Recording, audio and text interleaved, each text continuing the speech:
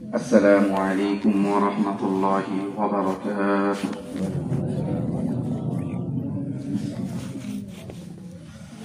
الحمد لله إن الحمد لله والصلاة والسلام على من لا نبي بعده وعلى آله وأصحابه الذين هم في نجوم الهداية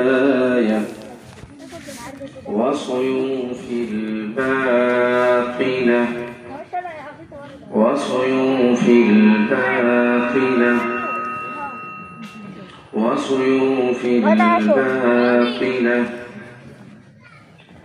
وعلى من تبعهم بإحسان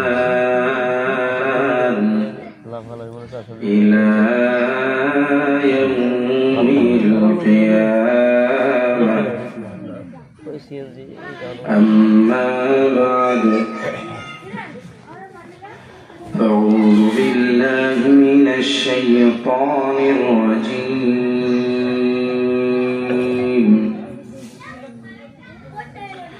بسم الله الرحمن الرحيم.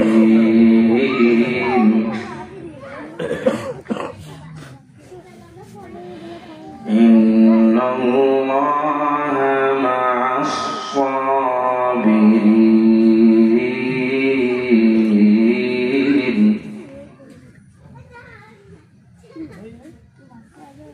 وقال تبارك وتعالى في كلامه المجيد: بسم الله الرحمن الرحيم. وتواصوا بالحق وتواصوا بالصبر.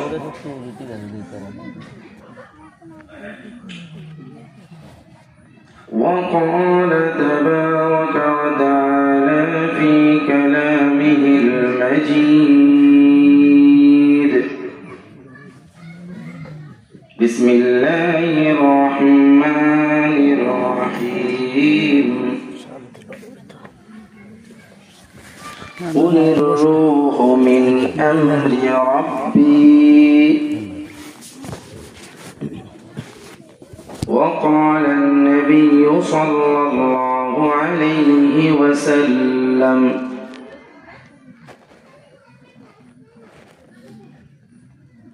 والذي نفسي بيده لو تعلمون ما أعلمون لبكيتم كثيرا ولضحكتم قليلا. أو قال النبي صلى الله عليه وسلم. وقال تبارك وتعالى في شان حبيبه آمرا ومخبرا: إن الله وملائكته يصلون على النبي يا أيها الذين آمنوا صلوا عليه وسلموا تسليما. اللهم صل على سيدنا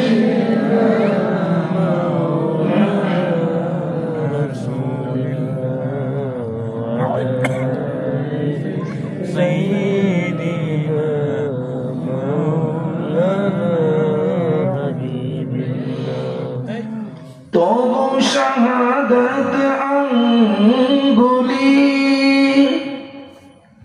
আজই জান্নাতুল ফিরদাউসের ইশারা করে।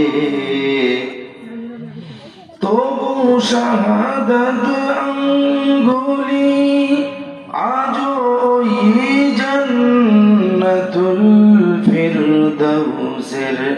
ইশারা করে নিখিল ব্যতীত উম্মত লাগি এখনো আপনার অশ্রু ঝরে আল্লাহুম্মা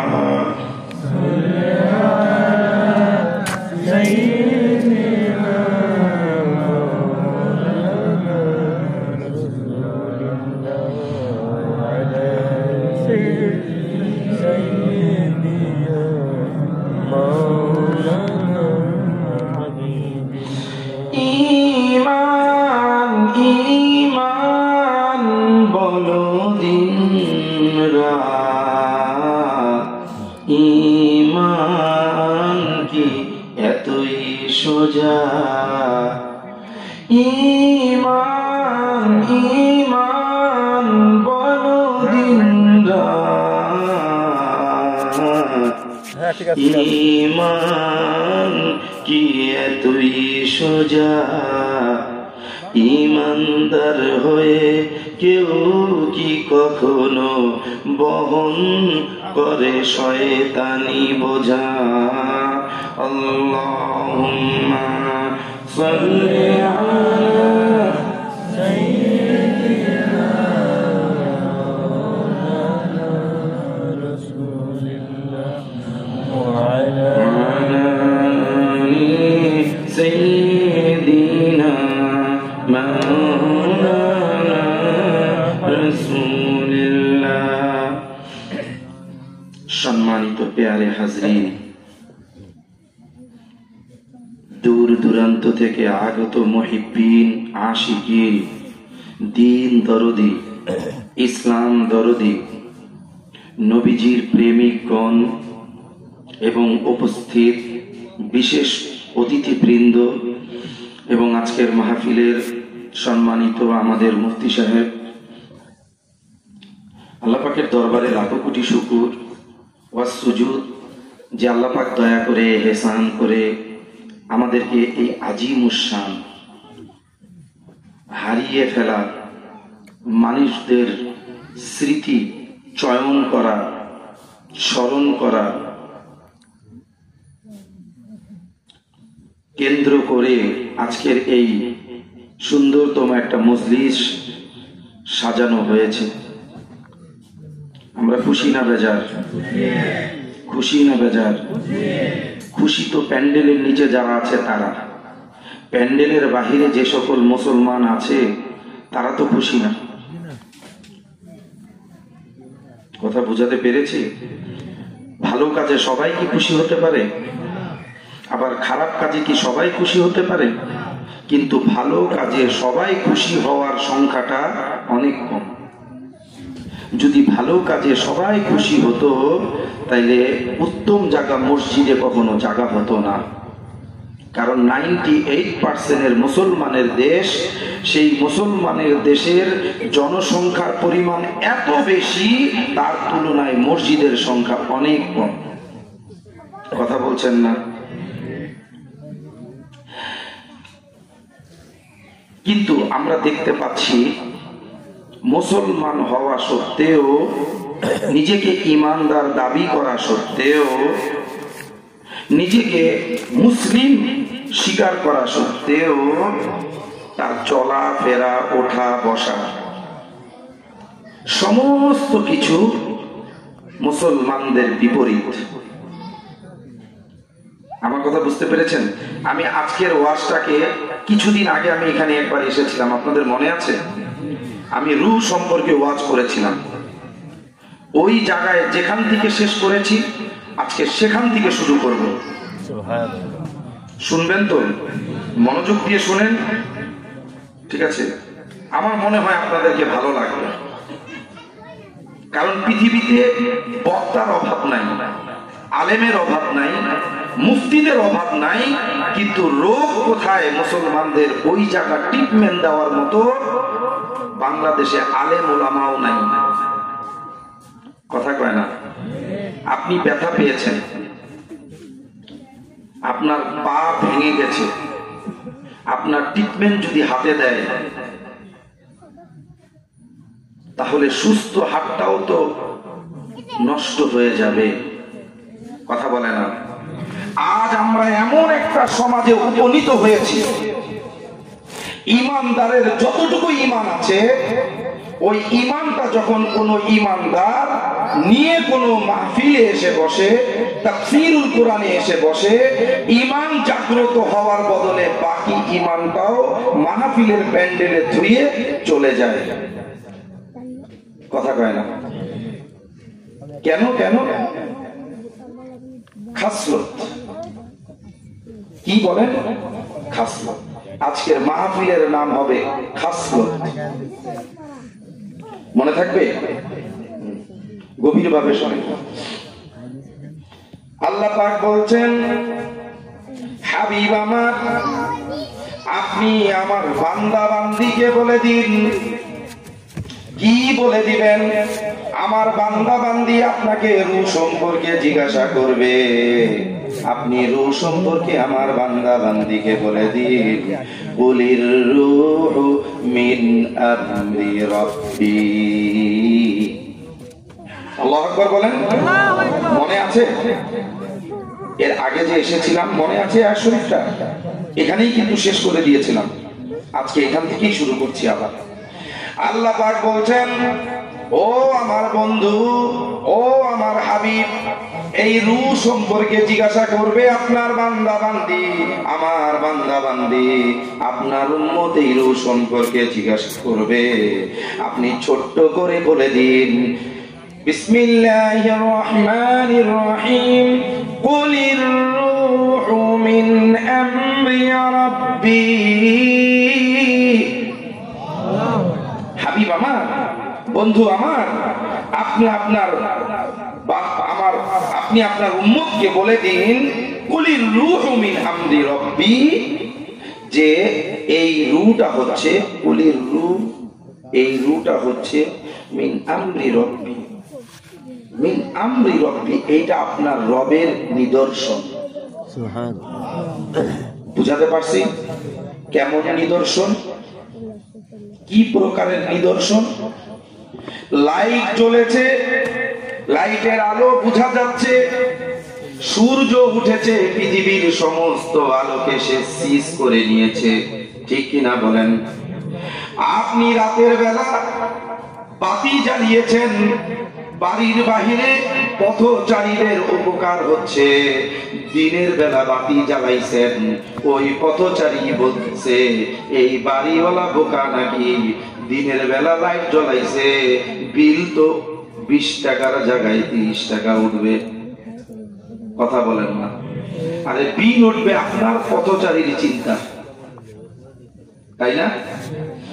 ঠিক তেমনি আল্লাহ পাক এই মানব জাতিকে 18,000 মাখলুকাতের মধ্যে সৃষ্টি করার পর, যখন সৃষ্টির মধ্যে এই সৃষ্টি জগতের একটা সৃষ্টিকে যখন মুকুট পরাই দিয়েছেন, সমস্ত সৃষ্টি জগৎ চিন্তা করছে যে আল্লাহ পাক 18,000 মাখলুকাত সৃষ্টি করার পরে এই এক সৃষ্টিকে কেন মুকুট পরাইলেন, আমাদেরকে কেন পরাইলেন না? কথা কয় না? ফেরেশতারা কি আপনার চেয়ে সম্মানিত কিনা? ফেরেশতারা কি কখনো গুনাহ করে কিনা?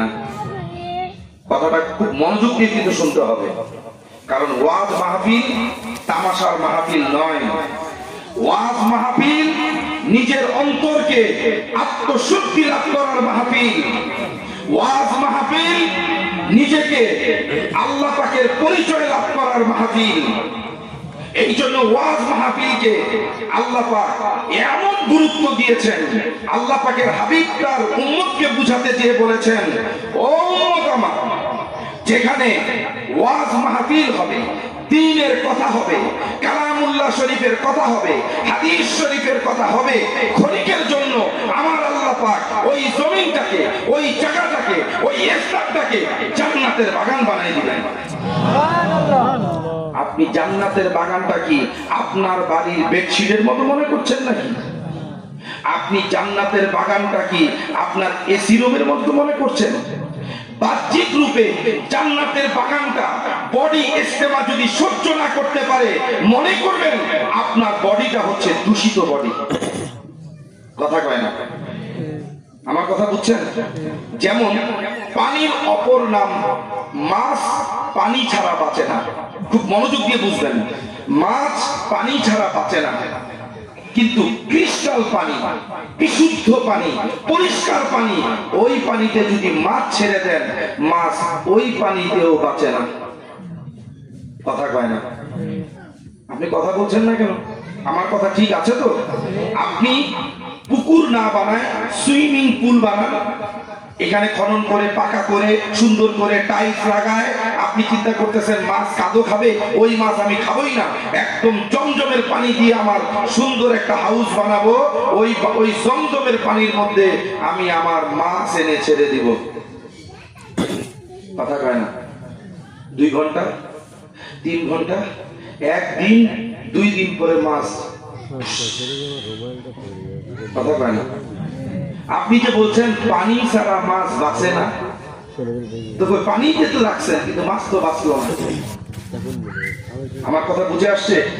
কিয়ামত পর্যন্ত জমিনের উপরে যদি মসজিদ থাকে গো, ওইটার পবিত্রতা আমার আল্লাহ পাক যতই বাড়ায় দেন না কেন, ইমানদার হওয়া সত্ত্বেও সব ইমানদার নিজেকে মসজিদের মধ্যে আটকায় রাখতে পারবে না।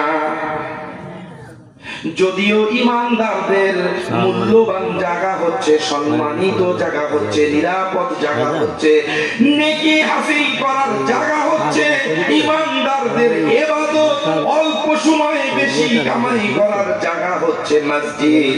ওই মসজিদে ইমানদাররা নিজেকে আটকায় রাখতে পারছে না।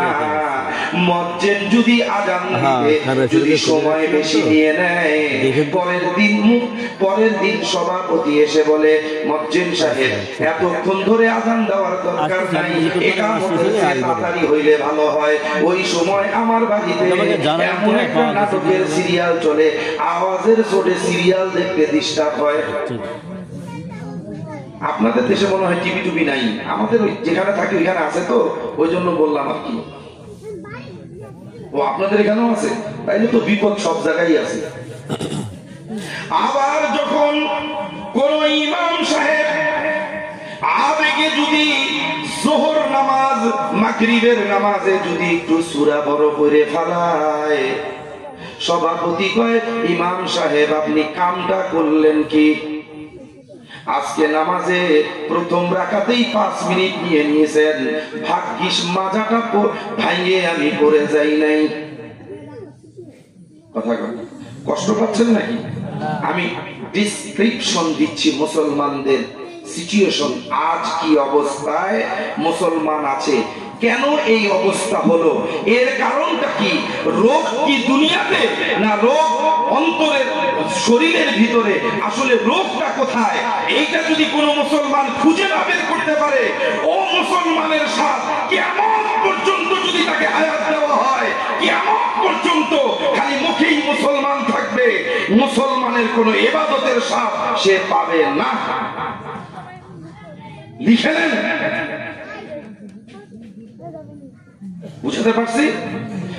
আল্লাহ পাক বলছেন, হাবিব আমার, বন্ধু আমার, আমি 18,000 মাখলুকাত সৃষ্টি করার পরেও এই মাখলুকাতের মধ্যে যেগুলোর জীবন আছে, কোন জিনিসের জীবন নাই? আমাকে বলতে হবে কোন জিনিসের জীবন নাই। কথা কয় না? আরে মাটিরও তো জীবন আছে, আপনি আমি বুঝতেছি না। মাটির যদি জীবন না থাকে, দেহ খায় কেমনে? আমি মনে হয় অনেক কঠিন করে ফেলছি না? মাটিরও একটা জীবন আছে, গাছেরও একটা জীবন আছে।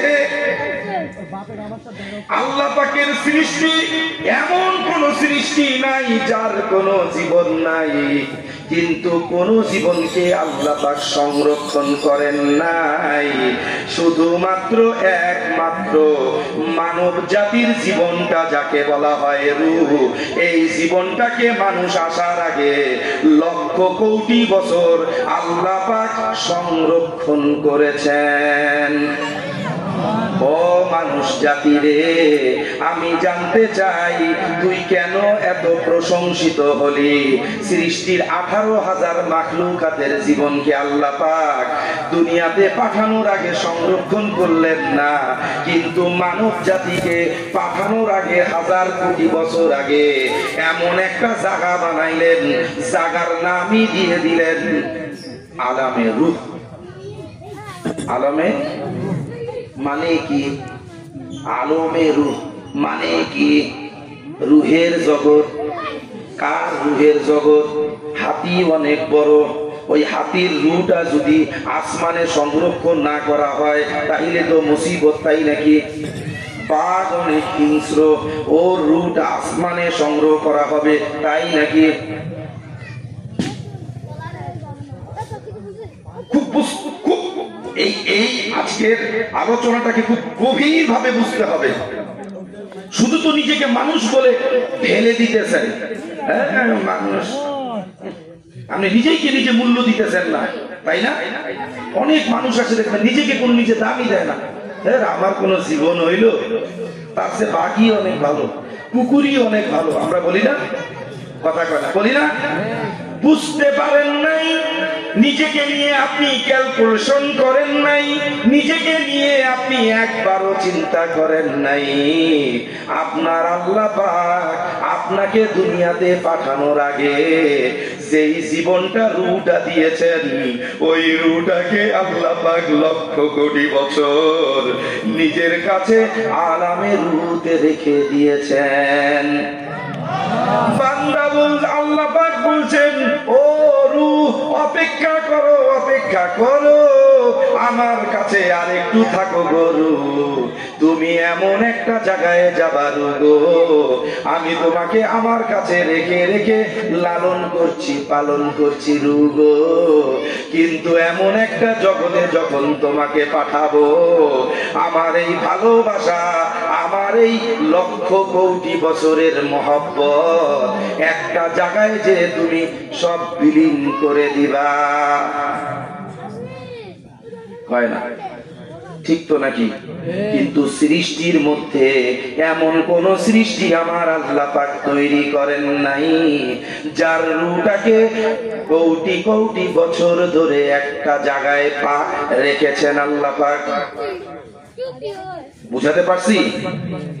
এই জন্য রূহটা এমন একটা জিনিস হয়ে গেছে, এই রূহের কোনো হাত নাই, কিন্তু রূহ ছাড়া হাত চলে না। কথা কয় না?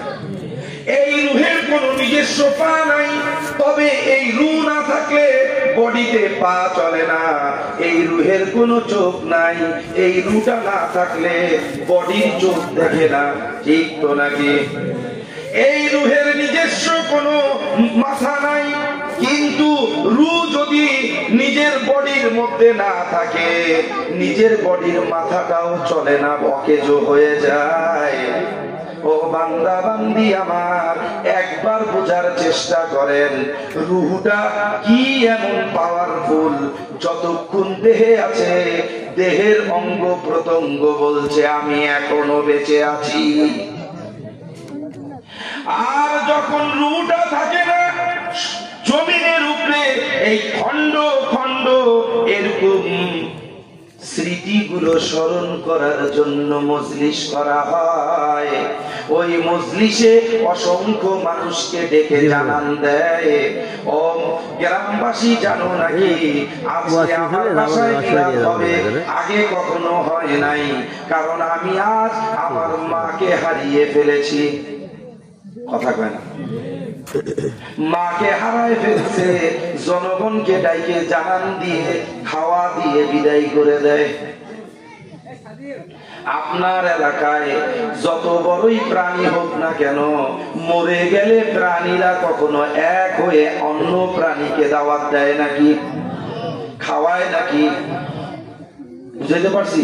শুধুমাত্র একমাত্র এই মানব জাতিগুলোকে আল্লাহ পাক এমন মমতা, এমন আকর্ষণ দিয়েছেন যে এই মানব জাতি কখনোই দুনিয়াতে সঙ্গী ছাড়া বাঁচতে পারে না, সঙ্গী ছাড়া এক মুহূর্ত যেন টিকতে পারে না। যতক্ষণ ঘুমায় থাকে ততক্ষণ সঙ্গীর প্রয়োজন না হইলেও যতক্ষণ জাগ্রত থাকে কাউকে না কাউকে সঙ্গী সে মনের থেকে করতে থাকে। বুঝাতে পারছি? এইটা হচ্ছে রুহের একটা কানেকশন, রুহের একটা টান। কারণ এই রুহ দুনিয়াতে এসে 50 বছর, 60 বছর, 70 বছর, 80 বছর, 100 বছর, 300 বছর, 500 বছর বেঁচেছে, কিন্তু তার আগে যে আমার আল্লাহ পাকের কাছে এই রুহের সংরক্ষণ কোটি কোটি বছর ধরে ছিল। কথা কয় না? এই জন্য আল্লাহ পাক রুহের কোন দ্বিতীয় কোন পজিশন রাখেন নাই। পজিশন বোঝেন? পজিশন বোঝেন? রুহের অন্য কোন রূপ রাখেন নাই, রুহের অন্য কোন রং রাখেন নাই, রুহের দ্বিতীয় কোন নাম রাখেন নাই। খুব মনোযোগ দিয়ে বুঝতে হবে। রুহের দ্বিতীয় কোন নাম আছে? বলেন তো দেখি, বলেন। কেউ যদি জানা থাকে বলেন যে রুহের আরেকটা নাম আছে। রুহের অন্য কোন নাম নাই, কিন্তু রুহের মতো আল্লাহ পাক আসমানে সংরক্ষণ করেন নাই, জমিনে ওইটা দান করেছেন। আল্লাহ পাক বলছেন কুল্লু নাফসিন যায়িকাতুল মাউত। আরো জোরে বলা যাবে কিনা? আরো জোরে বলা যাবে কিনা? এই যে রুটা বুঝছেন তো? কারণ আগের মাহফিলে আমি রু সম্পর্কে আপনাদেরকে আমার মনে হয় চেষ্টা করেছি আপনাদেরকে রুহের বর্ণনা দিতে, তাই না? কিন্তু নফস সম্পর্কে কিন্তু আমি আয়াত বলেছি, কিন্তু নফসের বর্ণনা কিন্তু আমি করি নাই। করেছি? রুহের মতো নফস, এই নফসকে যেমন ধরা যায় না, ছোঁয়া যায় না, নফসের যখন কোনো ফিতা দিয়ে মাপা যায় না, এই নফসকে কখনোই কোনো মানুষ কখনো দেখে নাই। এই নফসের আকার আকৃতি নাই, এই নফসের কোনো কিছু নাই, কিন্তু নফস এমন কাজ করে যে নফস দুনিয়াতে শুধু থাকবে, দুনিয়ার পরে নফসের কোনো সম্পর্ক নাই। কথা কয় না? একটু দরুদ শরীফ পড়ি। আল্লাহুম্মা সাল্লি আলা সাইয়্যিদিনা মাওলানা রাসূলিল্লাহ আলা আলি সাইয়্যিদিনা মাওলানা হাবিবিল্লাহ। প্যারে হাজরিন, এখানেই হচ্ছে কথা। নফস কখনো পরিবর্তন হবে না, নফস কখনো বাড়বেও না কমবেও, রূহ কখনো বাড়বেও না কমবেও না। রুহের কোন এক কালার, রুহের উপরে কালো হবে না, রূহ লালও হবে না, রূহ অ্যাজ ইউজুয়াল, রূহ রুহের মতোই থাকবে। কথা কয় না? কিন্তু রূহ হচ্ছে কখনো কখনো কিছু, কখনো কখনো রূহ বিভিন্ন ফর্মের মধ্যে ঢুকে ওই ফর্মগুলোকে জাগ্রত করবে, জাগ্রত করবে। যেমন দুনিয়াতে রূহ কাজ করবে নফসের সাথে। কথা কয় না? মায়ের 10 সন্তান, একই মায়ের 10 সন্তান একই ওজরে ছিল, কিন্তু দুনিয়াতে জন্মের পরে কেউ হয়ে গেছে আব্দুল্লাহ, কেউ হয়ে গেছে রমজান আলী, কেউ হয়ে গেছে গজব আলী, কেউ হয়ে গেছে রহমত আলী। কথা কয় না? আরে মায়ের পেট একটা, ওই পেট থেকে 5টা সন্তান বাইর হইছে। সন্তান তো 5টাই ঠিক আছে, কিন্তু 5 সন্তানের নাম তো এক না, প্রত্যেক সন্তানের নাম আলাদা আলাদা। বুঝাতে পারছি? ঠিক তেমনি রুহের কোনো নাম নাই, কিন্তু রূহ কখনো নফস নফসের সাথে কাজ করবে, রু কখনো নেকির সাথে কাজ করবে, রু কখনো কবরের সাথে কাজ করবে, রু কখনো কিয়ামতের ময়দানে কাজ করবে, রু কখনো জান্নাতে যাবে, রু কখনো জাহান্নামে যাবে। বান্দারে বোঝে নাই? অনেক কঠিন করে ফেলছি নাকি? রূহ কখন কবরে যাবে আমি সেই আলোচনায় যাব না। রূহ যখন দুনিয়াতে নফসের সাথে কাজ করবে, এইটা আমার এখন জানা দরকার। এই জন্য জানা দরকার যে এইটা যদি এখন না জানতে পারি তাহলে নিজেকে কখনো ঈমানদারের উপরে ধরে রাখতে পারবো না। যদি প্রশ্ন করি ইসলাম মানে কি, এই বলেন, কেউ যদি এখানে থাকেন বলেন ইসলাম মানে কি? হ্যাঁ, ইসলাম মানে বিশ্বাস। কথা কয় না, এখানে মুফতি সাহেব নাই। ইসলাম মানে কি? বিশ্বাস। এই যে নোট করতে থাকেন, বিশ্বাস। আচ্ছা বলেন তো দেখি, আপনার ঘরের বাহিরে লাগাই দিলেন সবুজ বিশ্বাস, মাহবুব বিশ্বাস, অমুক বিশ্বাস, তমুক বিশ্বাস।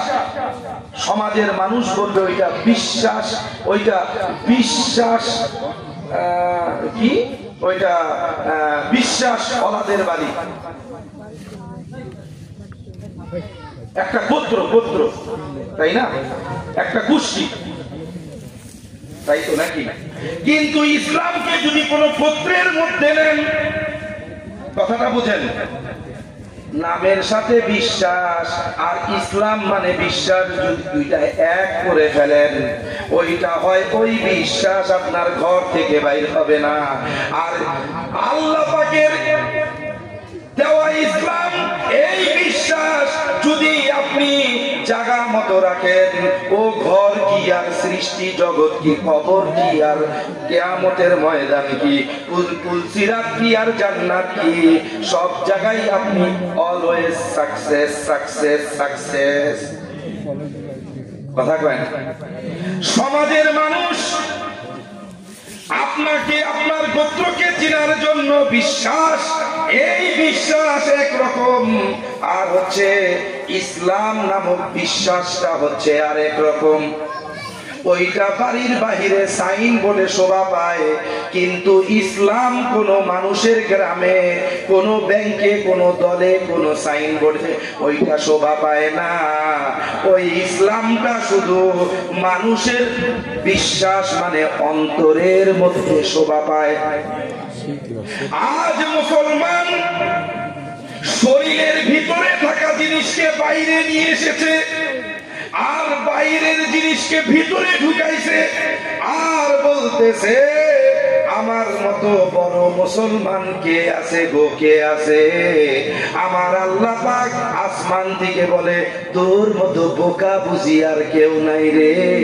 তুই দুনিয়ার সবাই রে ধোকা দিতে পারলেও আমি আল্লাহ পাককে তুই ধোকা দিতে পারবি না। বুঝাইতে পারছি? এই জন্য আল্লাহ পাক বলে দিয়েছেন, ও বান্দা শোনো শোনো, ওয়ামা কারু ওয়ামা কারাল্লাহ ওয়াল্লাহু খায়রুল মাকিরিন। আরো জোরে বলা যাবে না? তুমি কত বড় ধোঁকাবাজ, তুমি কত বড় চিটার বাটপার, তোমার ইসমাইল পেজ তোমার বডিতে সেইটা যদি শোভা নাও পায়, জনগণ তোমাকে বিশ্বাস করে নিলেও মুহূর্তের মধ্যে, কিন্তু আমি আল্লাহ পাক তোমার দেহকে বিশ্বাস করি না। আমি আল্লাহ পাক তোমার নফসকে দেখি, যেইখান থেকে তোমার কার্যকারিতা শুরু হয়। কথা তো কম না? আজ মুসলমান ঘরের কোনায় বসে আছে, বিছনায় শুয়ে চোখটা বন্ধ করে ঘুমানোর চেষ্টা করতেছে, আর আমাকে কতবার যে গালি দিতেছে, বক্তার সময় পাইল না, ওয়াজ করার জন্য রাতটাই বাইছে নিল। এই মুসলমান, আজ তুমি কাঁথা গায়ে দিয়ে তোমার কাঁথার ভিতরটা অন্ধকার করতে চাচ্ছ, শোনো শোনো শোনো, এমন একটা দিন আসবে কাঁথার প্রয়োজন হবে না সারা জীবনের জন্য। দুনিয়াতে সূর্য উঠলেও ওই জায়গা আর কখনো আলোকিত হবে না। বুঝাতে পারছি? এই জন্য মনে রাখবেন, আল্লাহ পাক বলেছেন রূহ। বুঝাতে পারছি? আল্লাহ পাক বলছেন, আল্লাহ পাক বলতেছেন রূহ এমন একটা জিনিস, রূহের আর কোন দ্বিতীয় বর্ণনা নাই। এমন একটা জিনিস,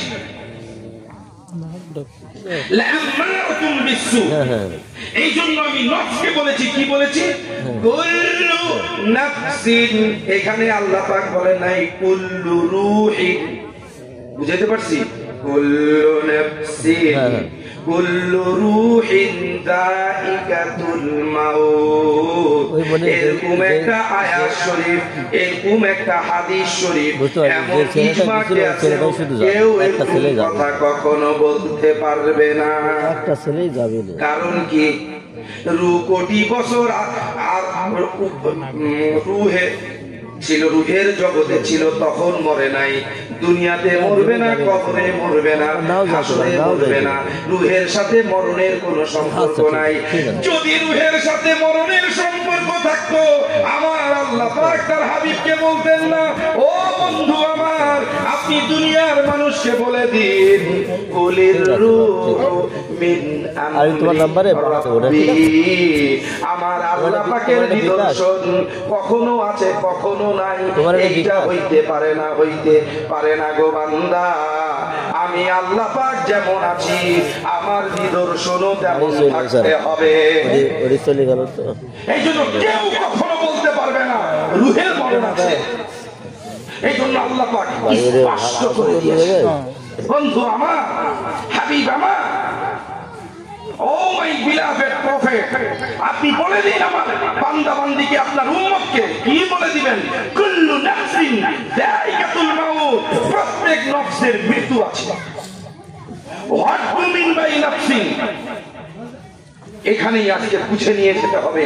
এই নফসের কারণে আজ মানুষ নিজেকে চিনতে পারছে না, দ্বীনকে চিনতে পারছে না, ইসলামকে চিনতে পারছে না, বিধর্মীকে চিনতে পারছে না, সে নিজেকেই নিজে তৈরি করতে পারছে না।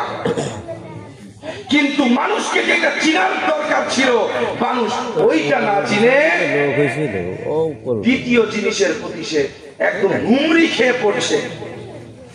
কথা কয় না?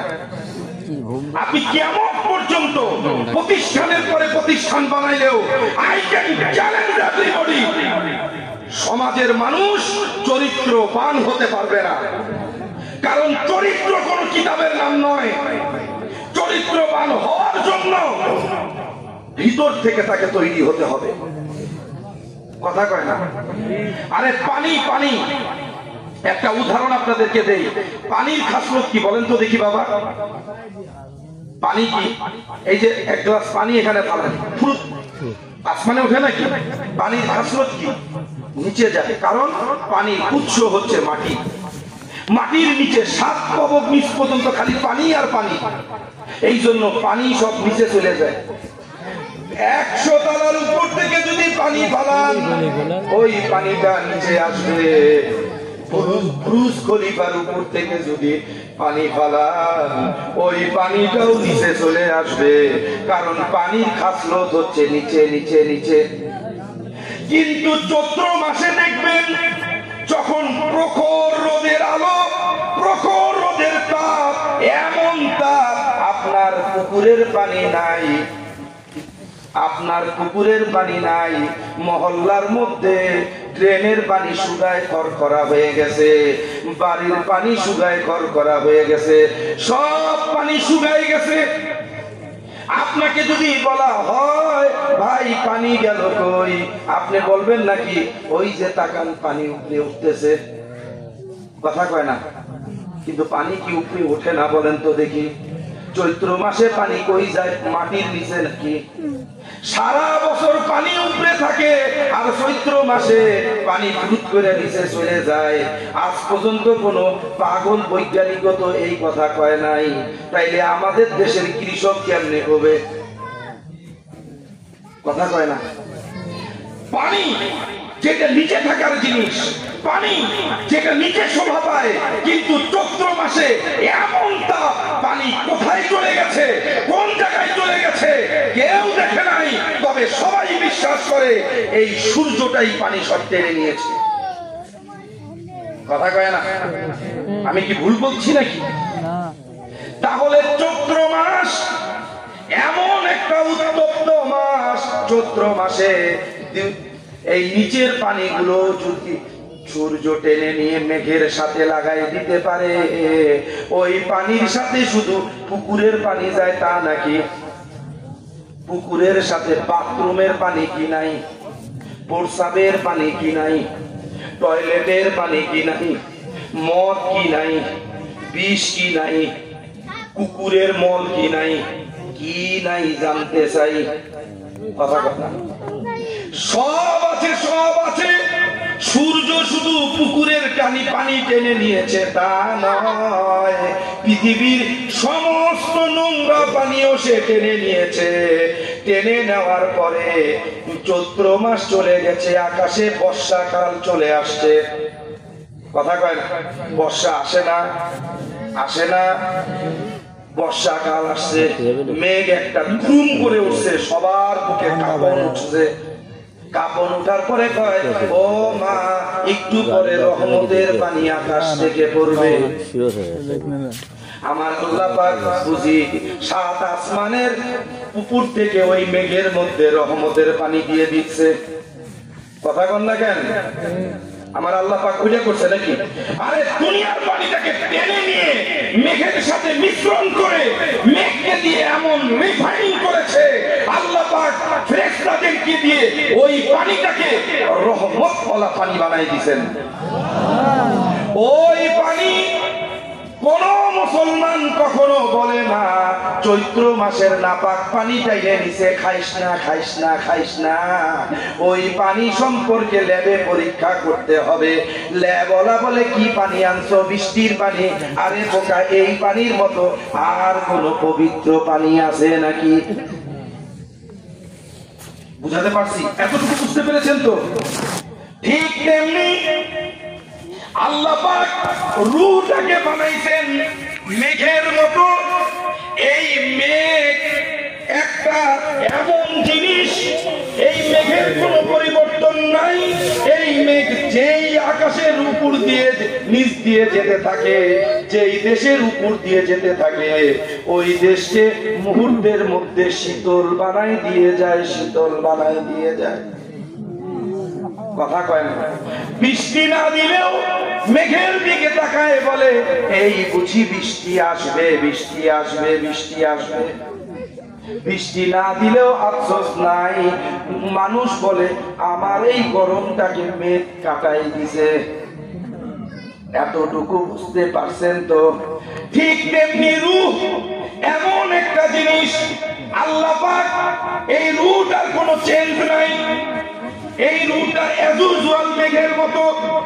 একটা উদাহরণ দিতে যে আমি বলছি, আপনি আবার বললেন না রূহটাই মেঘ, এটা বললেন না বাবা। বুঝাতে পারছেন তো? ওয়াজ করা মুশকিল, ঠিক আছে? ডাইনে যদি বক্তা একটু কয়া ফেলায়, ডাইন দিকে যা আছে বক্তার সব। বুঝাইতে পারছি? আমার কথা বুঝছেন আপনারা? এই জন্য আল্লাহ পাক রূহের সাথে দুনিয়াতে একটা জিনিস দিয়ে দিয়েছেন। এই জিনিসটার নাম হচ্ছে নফস, নফস, নফস, নফস। এই নফসটার কার্যকারিতা কি? এই নফসটা মানুষের মধ্যে কি কাজ করে? এই নফসটা বুঝি মানুষের মধ্যে কোনো উপকার আছে না নাই? এই নফসের কাজ কি? এই নফসের ভূমিকা কি? এই নফসের উদ্দেশ্য কি? এই নফসের গঠন কি? আল্লাহ পাক বলছেন, ও বান্দা বান্দি আমার শোনো, শোনো, শোনো, শোনো। এই নফস যার ঠিক, দুনিয়া জ্ঞান জান্নাত পর্যন্ত সব ঠিক। রুজার ঠিক, সপ্তাহ ঠিক তা না, এই নফসটার ঠিক। ও আল্লাহ পাক কেমন ঠিক? আল্লাহ পাক বলছেন লা আম্মারাতুম বিসসু, আমি যেই নফসটা দিয়েছি এই নফসটা হচ্ছে উল্টানো, মুখটা মাটির দিকে। কথা কয় অনেক কঠিন হয়ে যাচ্ছে, শেষ করে দিব? উত্তর দিতে হবে। কারণ কি জানেন, এই নফসের জন্যই আজকে আমাদের এই অবস্থা। বুঝাতে পারছি? আপনি মনে করতেছেন অন্য কোনো কারণে, নো নেভার, শুধুমাত্র এই নফস। ঠিক আছে, কেমন? এইবার সুন্দর করে বোঝার চেষ্টা করেন। আল্লাহ পাক নফসকে দিয়েছেন, ওই নফসের নাম হচ্ছে, যেমন আমরা বলি আমাদের ছোট্ট শিশু যখন জন্মগ্রহণ করে নাম তার ইয়াসিন, তাই না? তখন মানুষ বলে, বাবা তোমার শিশুর নাম কি? আমার বেবিটার নাম হচ্ছে ইয়াসিন, তাই না? আমার এই বেবিটার নাম ইয়াসিন। যখন এই বেবিটা বড় হয়ে যায়, যুবক হয়ে যায়, তখন গ্রামের মানুষ বলে নাকি, ভাই আপনার ওই যে ছোট্ট বেবিটা, ওই বেবিটার নাম কি বলে? তখন আর বেবি বলে, তখন বলে আমার যুবক ছেলের নাম ইয়াসিন। আছে না এরকম? যখন বৃদ্ধ হয়ে যায় দেখবেন ওইখানে লেগে যায় বৃদ্ধ ইয়াসিন। কথা কয় না? এক ইয়াসিন কখনো শিশু, কখনো যুবক, আবার কখনো বৃদ্ধ। কিন্তু একটা সময় দেখা যায় লাগানো হয় মরহুম ইয়াসিন। কথা কয় না? এক ইয়াসিন কখনো শিশু, কখনো যুবক, কখনো বৃদ্ধ, কখনো আবার মরহুম। ওই মরহুমের পরে আর কিছু ইয়াসিনের সাথে লাগে না। বুঝতে পেরেছেন? আমার আল্লাহ পাক বলছেন, ও বান্দা বান্দি, তোমাকে আমি যেই নফসটা দিয়েছি ওই নফসটা হচ্ছে উল্টানো। কি ওইটা? উল্টানো। উল্টানো কোন দিকে? উল্টানো মুখটা মাটির দিকে, পাছাটা হচ্ছে আসমানের দিকে। মানে নোংরা ভেবেন না, ঠিক আছে? মানে পটনটা হচ্ছে আসমানের দিকে, ঠিক আছে? গোড়া আছে না, গোড়া সাধারণত গোড়া থাকে মাটির দিকে, এটার গোড়াটা হয়ে গেছে আসমানে, মুখটা চলে গেছে মাটির দিকে, ঠিক আছে? নফস, এই নফসকে কি বলে জানেন? নফসকে বলে নফসে আম্মারা। কথাটা খুব মনোযোগ দিয়ে বোঝেন, নফসে আম্মারা।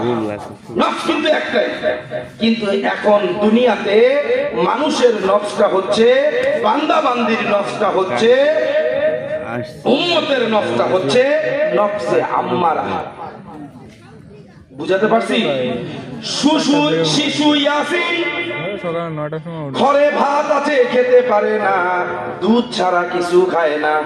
খুব মনোযোগ দিয়ে বোঝেন, দুধ ছাড়া কিছু খায় না, ঠিক তো নাকি?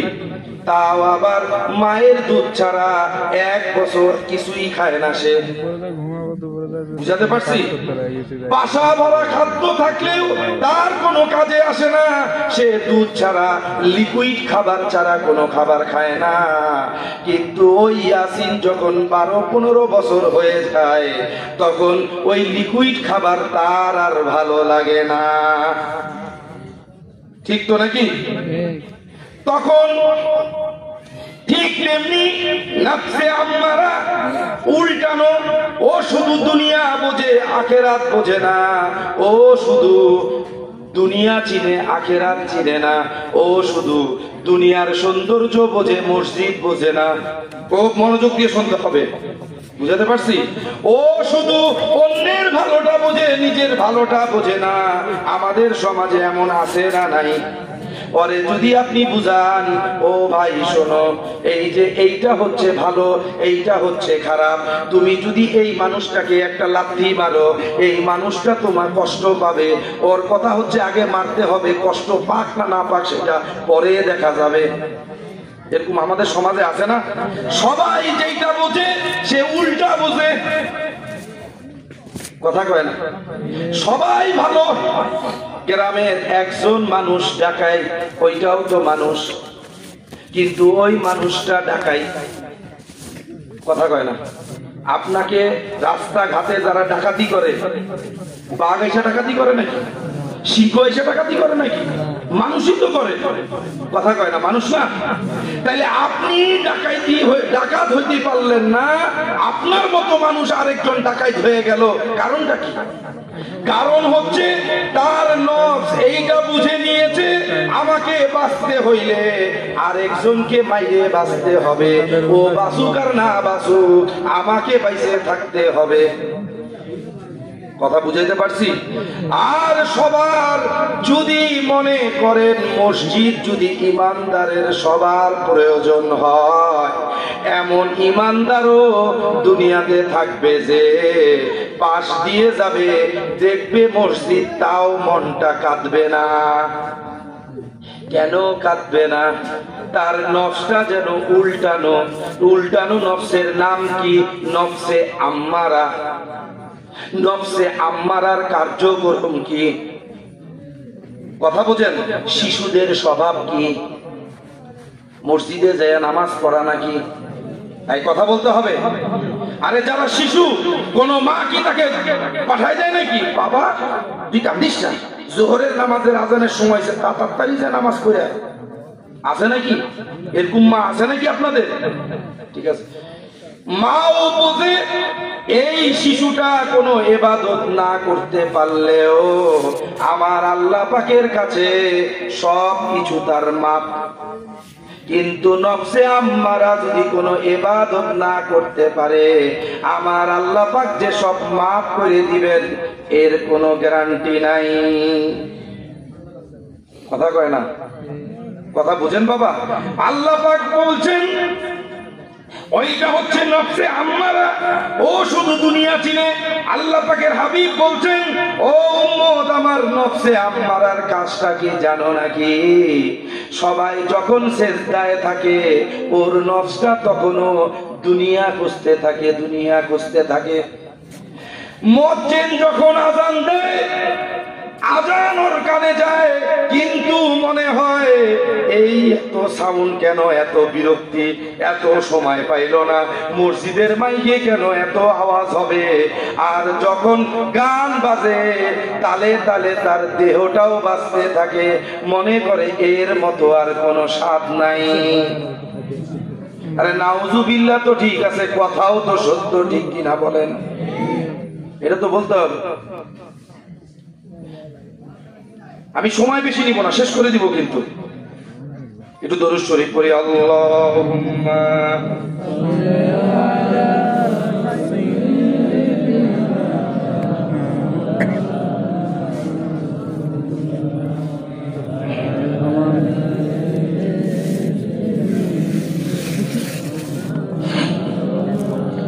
সম্মানিত প্যারে হাজরিন, এই নফসটা আম্মারা যদি না থাকতো, কোন নবী রাসূল তাদের সন্তানের জন্য কাঁদতেন না, কোন নবী রাসূল তাদের স্ত্রীদের জন্য কাঁদতেন না। এই যে আল্লাহ পাক বলছেন, জানো নাকি, জানো নাকি, নফসে আম্মারা এমন একটা জিনিস যে সে যা বোঝে সেইটা যদি রবের বিপরীত হয় তার কাছে ভালো লাগে। রবের কঠিন মুসিবতের সময় তখনও সে তার রবেরকে চিনতে পারে না। একটা উদাহরণ না দিলেই নয়, হযরত নূহ আলাইহিস সালাম, উনি নবী, নবীর সন্তান তো নবী হবে, এইটাই তো স্বাভাবিক। নবীর চেয়ে মর্যাদাবান কে আছে? নবীর চেয়ে সম্মানিত কে আছে? আমাদের দেশে নবীর উদ্দিন গুনাহগার হইতে পারে, নূর নবী নামের লোকগুলো গুনাহগার হইতে পারে, কিন্তু আল্লাহ পাকের নূর নবী কখনো গুনাহগার হইতে পারেন না। আপনার আমার রাখা নূরউদ্দিন ওই বেটা ডাকাইত হইতে পারে, চোর হইতে পারে, বদমাশ হইতে পারে, কিন্তু আমার আল্লাহ পাকের নূরউদ্দিন রাখা কখনো চোর ডাকাইত হইতে পারে না। কারণ আল্লাহ পাক যাকে নবী বানাবেন তাদের নফসটা রূহের মতো এক রকম রাখবেন। বুঝাতে পারছি? একদম রূহ যেমন তাদের নফস তেমন, অলওয়েজ অল টাইম রূহের সাথে তারা তাদের নফসটাকে এমন ভাবে কানেক্ট করেছে, সে দুনিয়া ভেদ করে আসমান ভেদ করে আল্লাহ পাকের সামনে যে উপস্থিত। আল্লাহ পাক বলছেন নবী আমার, ও আল্লাহ পাক লাব্বাইক, আমি হাজির আল্লাহ পাক, আপনাকে এটা করতে হবে। নবী বলতেছেন ও আল্লাহ পাক সমাজের সবাই বিপক্ষে, আপনাকে করতে হবে। ইয়েস আল্লাহ পাক, সবাই বিপক্ষে থাকলেও আমি নবী আপনার পক্ষে। বুঝাতে পারছি? সকল ঈমানদারকে ডেকে বলেন, উপস্থিত করে বলেন আমার আল্লাহ পাক এই জিনিসটাকে অপছন্দ করেন। বুঝাতে পারছি? আমার কথা বুঝতে পারছেন? ধরে নেন আল্লাহ পাক জুয়ার ব্যাপারে বলেছেন, জুয়া আছে না, জুয়া সরাসরি কোরআন শরীফে, ঠিক আছে? জুয়ার ব্যাপারে বলেছেন আমি আল্লাহ পাক জুয়া এবং মদকে হারাম করেছি। যদিও জুয়া খেলে সবাই না জিতলেও একজন তো জিতে, কিন্তু সবাইরে তো নিঃস্ব করেও জিতে। আল্লাহ পাক তা পছন্দ করেন না।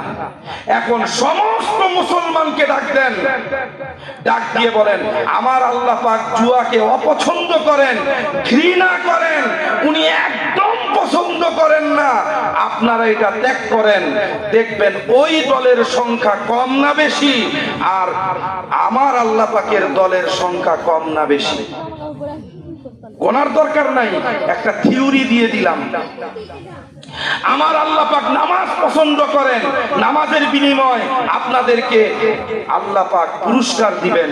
দেখবেন সমস্ত মুসলমান জানে, তারপরেও নামাজ ভালো লাগে না। তাই বলে কি মসজিদ ভেঙে ফেলতে হবে? আরে সবার না ভালো লাগলেও দুই একজনের তো ভালো লাগে। কথা বুঝাইতে পারছি? বুঝতেছেন তো ব্যাপারটা? এদের নফসটা হচ্ছে নিচের দিকে, এরা উপরের দিকের কথার মূল্য কিভাবে দিবে বলেন? কথা কয় না। আমার আল্লাহ পাক উপর থেকে বলছেন ও হাবিব আমার, ও বন্ধু আমার, আমি কি পছন্দ করি জানেন নাকি? আমি আমার উম্মতের, শোনেন বলে দেন, আমার উম্মতের সমস্ত দায়িত্ব আমি নিয়েছি, একটা মাত্র, শুধুমাত্র একটা দায়িত্ব আমি দিয়েছি, কি জানেন? ওয়ামা খালাকুতুল জিন্না ওয়াল ইনসা ইল্লা লিয়াবুদুন আই লিয়ারিফুন। সেই একটা কি? শুধুমাত্র আমি যা বলেছি আমার সাথে তাকে মত মিলাতে হবে। আমি যা করতে বলেছি সেই করাটা তাকে দায়িত্ব মতো পালন করতে হবে।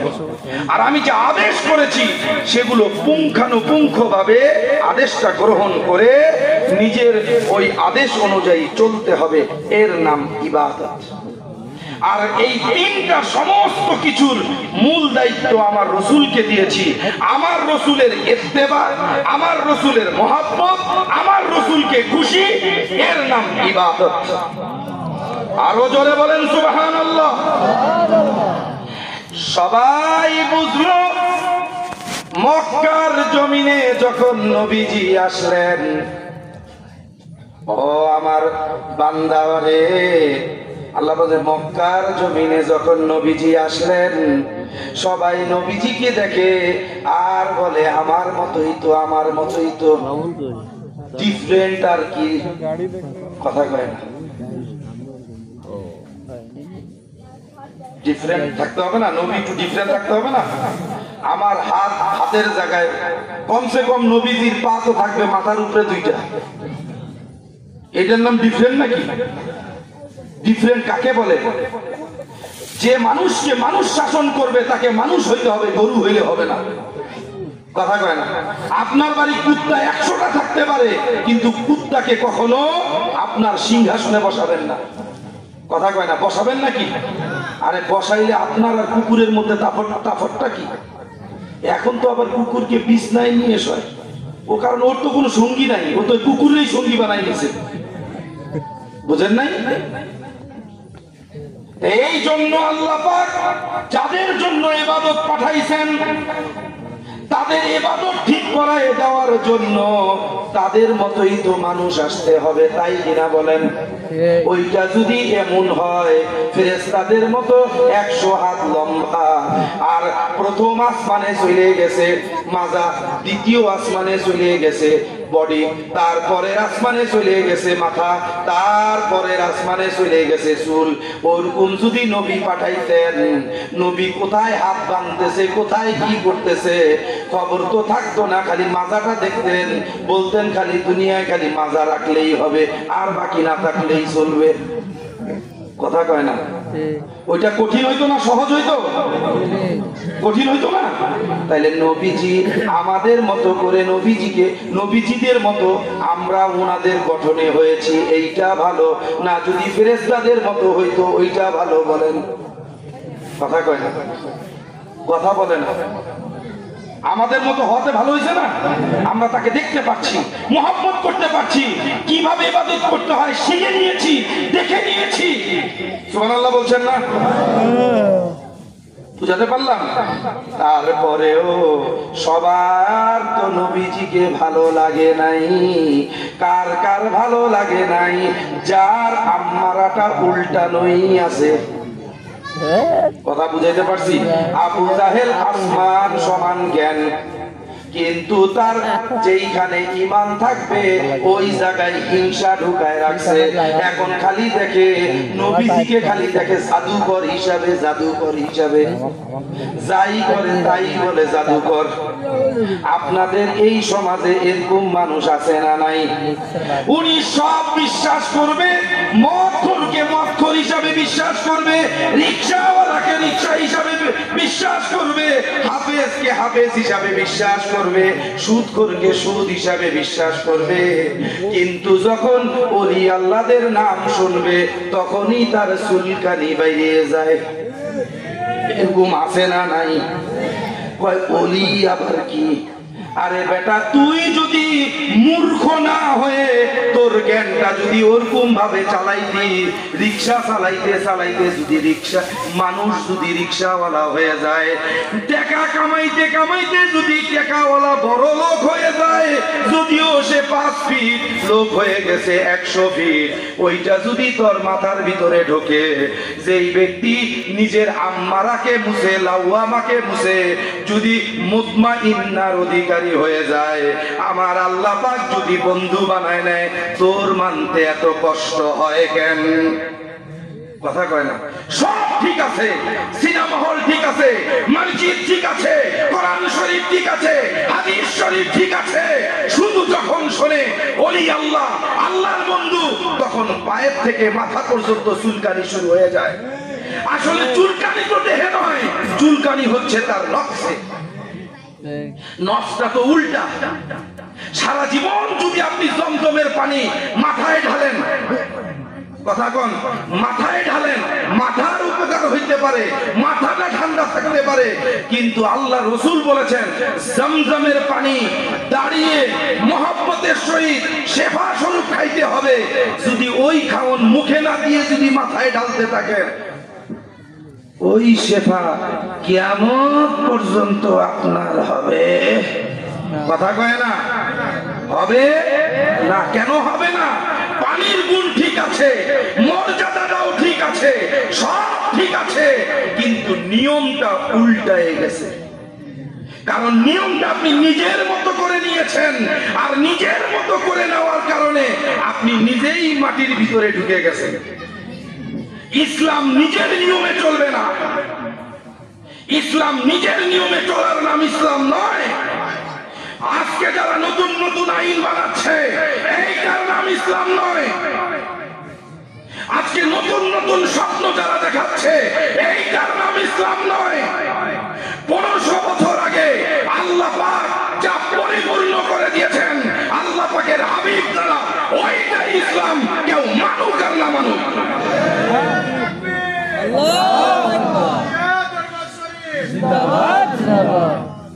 শুধু এইটা মনে রাখবেন, পৃথিবীর সমস্ত পানি যদি শুকিয়ে যায়, মানুষের ভরসা শুধু সাগর।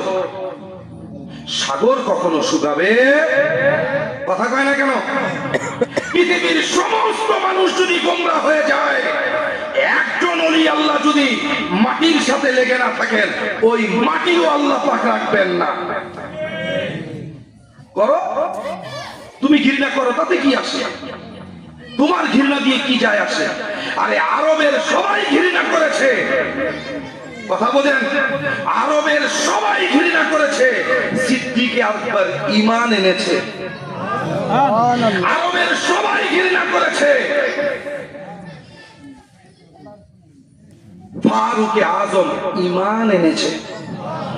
আরবের সবাই ঘৃণা করেছে, উসমান জিন নূরাইন আলাইহিস সালাম ঈমান এনেছে। আল্লাহ পাক সবাইকে লানত দিয়েছেন, আর রাসূলকে বলেন, বন্ধু আমার আপনি বলুন, আসহাবী কুল্লুহুম কান্নুজুম, ও বন্ধু আমার, মাটিতে আপনাকে পাওয়ার পরে যারা ঈমান আনতে পারে নাই ওরা মাটিতেই ধ্বংস হয়ে যায়, আর যারা আপনাকে পাওয়ার পরে ঈমান এনেছে ওরা যেন মাটিতে না থাকে, ওরা যেন সূর্যের উপরে আকাশের উপরে চলে যায়। এই জন্য দেখবেন সূর্যের মাপ করা সম্ভব, চাঁদের মাপ করা সম্ভব, পৃথিবীর এমন কোন সাইন্টিফিক বের হয় নাই যে একটা তারকা মেপে দেখাবে। কথা বলছেন না কেন? তারকা মাপার মতো এখন পর্যন্ত কোন বাংলার বুকে কোন মানুষ তৈরি হয় নাই। এই জন্য আল্লাহ পাকের হাবিব বলেছেন কুল্লুহুম কান্নুজুম, কিন্তু সামনে আবু জেহেলের কথা বলে নাই। কথাটা বুঝেন, সামনে আবু জেহেলের কথা বলে নাই, আসহাবী। কষ্ট হচ্ছে মনে হয় আপনাদের? আসহাবী তার মানে কি? আমার সঙ্গী, আমি রাসূলের সঙ্গী, আমি রাসূলকে যারা বিশ্বাস করেছে। এই যে বিশ্বাস, মনে আছে? ইসলাম মানে বিশ্বাস, মনে আছে তো? হ্যাঁ, মনে রাখেন, কারণ ওই জায়গায় যে শেষ করব। ঠিক আছে? বিশ্বাস করেছে, তার মানে কি পাওয়া গেল? জ্ঞান থাকলে ইসলাম পাওয়া যায় না। কোরআন শরীফের হাফেজ হলে ইসলাম পাওয়া যায় না। হাদিস শরীফ লক্ষ কোটি মুসলমান পড়ে হাফেজ হয়ে গেলে ইসলাম পাওয়া যায় না। ইসলাম পেতে হলে বিশ্বাস রাখতে হবে। কি ধরনের বিশ্বাস? কথা কয় না। আরে কি ধরনের বিশ্বাস? মুসলমানদের কাছে এসে বলে, শোনো আমরা আল্লাহর দল, আর দলের কাছে যায় বলে আল্লাহ পাক বলছেন মহিলাদেরকে পর্দায় থাকতে, কিন্তু ভোটের জন্য যদি মহিলাদেরকে পর্দায় রাখি এই 90% ভোট তো অন্য দল নিয়ে নিবে। আরে ভোটের জন্য মহিলাদের পর্দা না করলেও চলবে। কথা কয় না। বিশ্বাস কিসের উপরে? আরে গদির উপরে, গদি। বিশ্বাস কিসের উপরে? গদির উপরে। বুঝেন তো? এই ইসলাম কখনো আপনাকে সফলতা এনে দিতে পারবে না। আর এমন ইসলাম, কারো বুকে ইসলাম নাই, সব বিধর্মী। আল্লাহ পাক ইসলাম ওয়ালা মানুষ 313 জন পাঠাই দিয়েছেন অন্য দেশ থেকে, বাংলাদেশ স্বাধীন করে এখন পর্যন্ত বসে আছেন, কিয়ামত পর্যন্ত বসে থাকবেন। কিন্তু সারা জীবন মুসলমান বলবে মাটির নিচে, তবুও যেন মাটির উপরেই বসে আছে। আরো জোরে সুবহানাল্লাহ বলছেন না কেন? এটা কিসের পাওয়া? কথা কয়। আরে নফস, নফস, নফসে আম্মারা, যেই নফস আপনি নিজেকে উল্টাই দিতে পারেন নাই, ওই দেহ কোনোদিন কামিয়াবি হাসিল করতে পারবে না না না। কথা বুঝেন? আর যেই রূহ আর নফস আপনি একসাথে মিলাই দিয়েছেন, আল্লাহ পাক এই নফসটাকে এই দুনিয়া থেকে পানির মতো উড়াই নিয়ে চলে যাবেন, নিয়ে আমার আল্লাহ পাক রহমত দিয়ে বাইন্ডিং করে মুতমাইন্না করে পাঠাই দিবেন। এমন ভাবে পাঠাবেন ওই নফস দেহের মধ্যে যেভাবে থাকবে, ওই দেহ কোন প্রাণী তো দূরে থাক, আল্লাহ পাক কিয়ামত পর্যন্ত জান্নাত পর্যন্ত সংরক্ষণ করবেন। আরো জোরে সুবহানাল্লাহ বলা যাবে না? এটা নফসের খেলা। দুনিয়াটা কোনো মানুষের খেলা না, নফসের খেলা। আমার আল্লাহ পাক বললেন কুল্লু মিল্লাতুন ওয়াহিদা। কথা কয় না? আল কুফরু কুল্লু মিল্লাতুন ওয়াহিদা। বুঝেন? কথা বোঝেন? সমস্ত কাফেররা হচ্ছে এক। কথা বল না? সমস্ত কাফেররা কি দুই ভাগে ভাগ? এক এক। হু হু, সারা বিশ্বে ওরা হু হু, বুঝছেন? আর সমস্ত মুসলমান, আমার উম্মত, মুসলমান মার্কা উম্মত ৭২ দলে ভাগ। বুঝেন? কিসের কারণে? নফসের কারণে। নফসের কারণে। বুঝাতে পারছি? এতটুকু বুঝতে পারছেন তো? আল্লাহ পাক বলছেন নফসে আম্মারা, হাবিব আমার আপনি একটু আমার বান্দা বান্দীকে বলে দিন, নফসে আম্মারার স্বভাব হচ্ছে আমার রূহ যখন উপরে টানে, নফসে আম্মারা তখন নিচের দিকে টানে। কথা কয়? খালি নিচের দিকে টানে। আমি যখন উপরের দিকে টানি, কেমনে টানি? খুব মনোযোগ দিয়ে বোঝেন। আমি যখন বান্দাকে উপরের দিকে টানি, কেমনে টানি? ওই যে মসজিদে আযান দেয়, আল্লাহু আকবার আল্লাহু আকবার, বলে না? বলে না? কয়বার বলে? 6 বার বলে। প্রথমবার কয়বার? 4 বার না? শেষে এসে 2 বার না? তাহলে 4 আর 2 কত? মাহফিলেও যদি অঙ্ক শিখাতে হয় তাহলে তো মুসিবত। আরে 6 বার মসজিদ খালি বলতেই থাকে আল্লাহু আকবার, দ্য গ্রেটেস্ট অফ আল্লাহ। আমি প্রশ্ন করতে চাই আমার আল্লাহ পাক কত বড়? আমার আল্লাহ পাক বলতেছেন আমি যত বড় হই ওইটা পরে ক্যালকুলেশন কইরো, আগে তোমার নফসটাকে উল্টায় অন্তত আসমানের দিকে মুখটা করো। করবে কেমনে? ওর তো আকবার শুনলেই মাথা গরম। ও মনে করে আমার চাচার বিল্ডিং 20 তলা, এই আকবরের চেয়ে আর কোনো আকবর তো থাকতেই পারে না। কথা কয় না? কারণ নফস তো ওর নিচের দিকে। লিফটে যখন 1 তলা ওঠে ও মনে করে ওরে বাবা। ও যখন 20 তলায় উপরে উঠে নিচের দিকে তাকায়, ও চিন্তা করে এর উপরে আর কোনো ক্ষমতা থাকতেই পারে না। কথা কয় না? বুঝেন বাবা? আর যখন আল্লাহ পাক যখন নফসটাকে আসমানের দিকে করে দেন, ওই নফসওয়ালা ব্যক্তি বারবার কাঁদতে থাকে আর চোখের পানি ছেড়ে বলতে থাকে ও আল্লাহ পাক আরো কোন সুন্দর কিছু আছে নাকি? এই সুন্দর খুঁজতে খুঁজতে যখন আল্লাহ পাক তার সামনে চলে আসেন, সে তো ফিদা হয়ে যায়, পাগল হয়ে যায়। যেখানেই বসে সেখানেই আমার রবকে ডাকে, যেখানেই বসে সেখানেই চোখের পানি ঝরে, যেই গাছের নিচে পড়ে অঝোর নয়নে কাঁদতে থাকে। আর রাস্তার পাশ দিয়ে মানুষগুলো যায় আর বলে পাগল নাকি, পাগল নাকি। আর সে মন থেকে বলে তুই জানিস না কার জন্য আমি পাগল রে। ওই জিনিসটা যদি একবার দেখতি, তুইও আমার মতো এরকম গাছের নিচে বসে বসে কাঁদতি।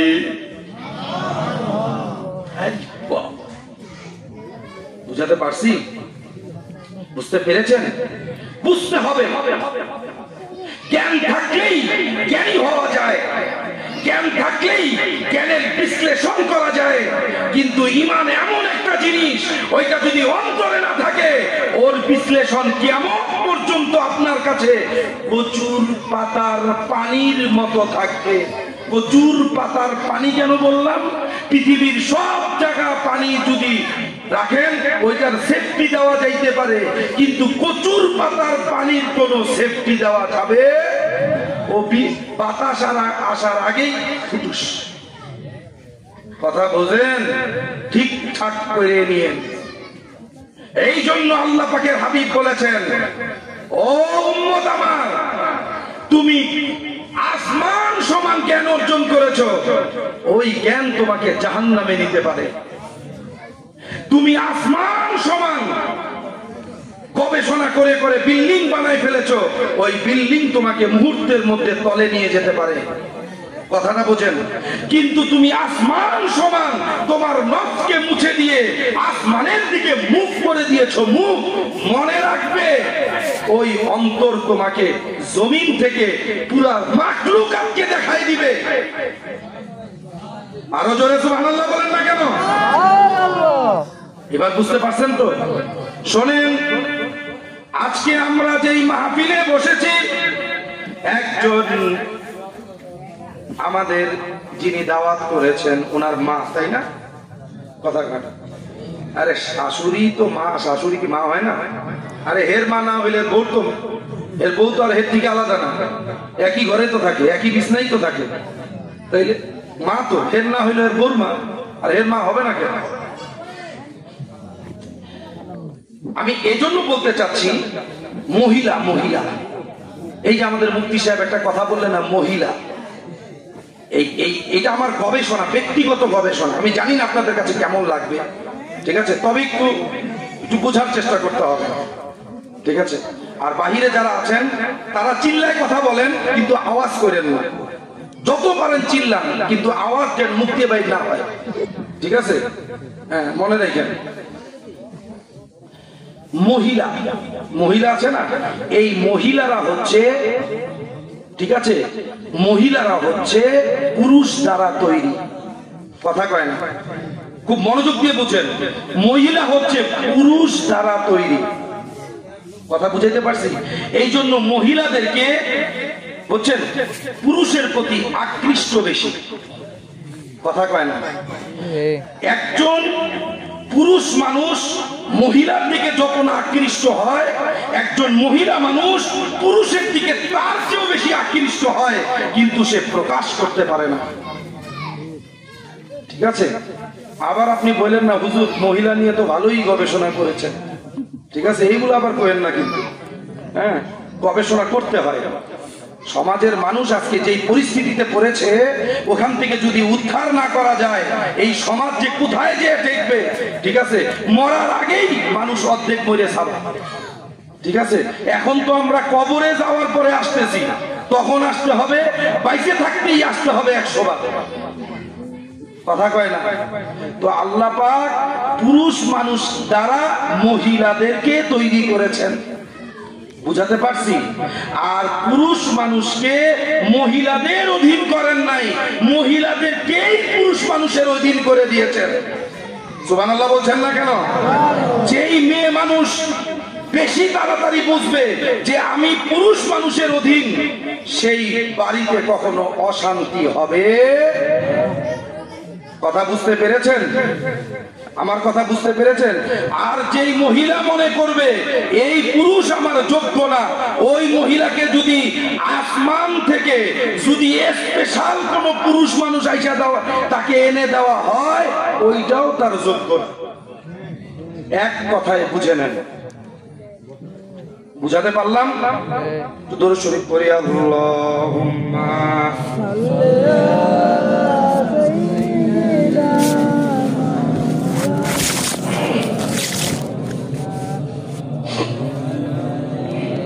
একটার সময় দিতে গেলেই তো এতক্ষণ লেগে গেল, এখনো তো শেষ হয় নাই। আমি সংক্ষেপে বলে দিচ্ছি, ঠিক আছে? কারণ সময়, এই টাইমটাও খেয়াল রাখতে হবে, যেহেতু আল্লাহ পাক টাইমের ব্যাপারে কসম করেছে। আমি এর আগে বলেছিলাম, আপনাদের মনে আছে? সূরাতুল আসর মনে আছে? 13 নম্বর সূরা, ঠিক আছে? রাসূলুল্লাহ হুজুর পাক সাল্লাল্লাহু আলাইহি সাল্লাম ইংলিশ লেটারে ওনার নামটা হচ্ছে 13 নম্বর জায়গায়। এই জন্য দেখবেন কাফেররা বলে 7 লাকি 13 আনলাকি। এই জন্য 13 কে আনলাকি বলবে। আল্লাহ পাক আগে থেকেই একটা সূরা পাঠাই দিয়েছেন, সূরাতুল আস। তুই 13 পাওয়ার আগেই তুই ধ্বংস। বুঝাইতে পারছি? নাজিলের দিকে এই সূরাটা হচ্ছে 13 নাম্বার। মুসলমানদের 13 হচ্ছে লাকি, 7 হচ্ছে আনলাকি। কথাটা বুঝাইতে পারছি? কারণ এমটা আছে 13 নম্বরে, আল্লাহ পাক এই সূরাটাও রাখছেন 13 নম্বরে। এই জন্য সময়ের দিক দিয়ে আপনাদেরকে কাউন্ট করে রাখতে হবে, কোন সময় কোথায় কত জায়গায় দিতেছেন। এই সময়টাও এক সময় মূল্যায়ন করা হবে। সুবহানাল্লাহ বলছেন তো? যাই হোক, নফসে আম্মারা কি চায় জানেন?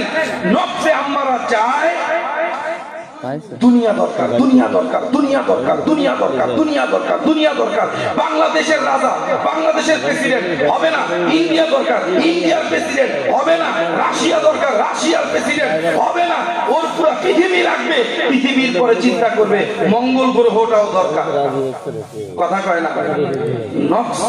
নফসে আম্মারা হচ্ছে তার খালি দরকার, দরকারের কোনো শেষ নাই। এই জন্য দেখবেন মহিলা মানুষের চাহিদা হচ্ছে তার আরো দরকার। পুরুষ মানুষের ক্ষমতা থাকুক আর না থাকুক তার লাগবেই।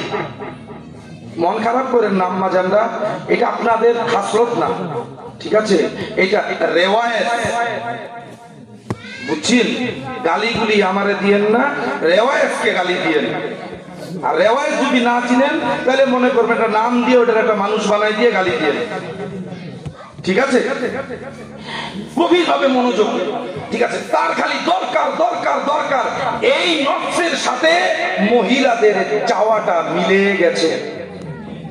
কথা কয় না? এই জন্য আল্লাহ পাকের রাসূল জাহান্নামে যে দেখেছেন অধিকাংশ মহিলারা জাহান্নামী। আর দাওয়াত না দেন সমস্যা নাই, বলে যায়, ঠিক আছে? আল্লাহ পাক কাউকে না কাউকে তো সংশোধন করবেন।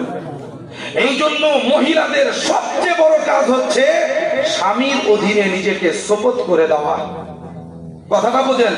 যেই মহিলা যত তাড়াতাড়ি নিজেকে স্বামীর অধীনস্থ করতে পেরেছে ওই মহিলা তত তাড়াতাড়ি জান্নাতের ঘ্রাণ পেয়েছে।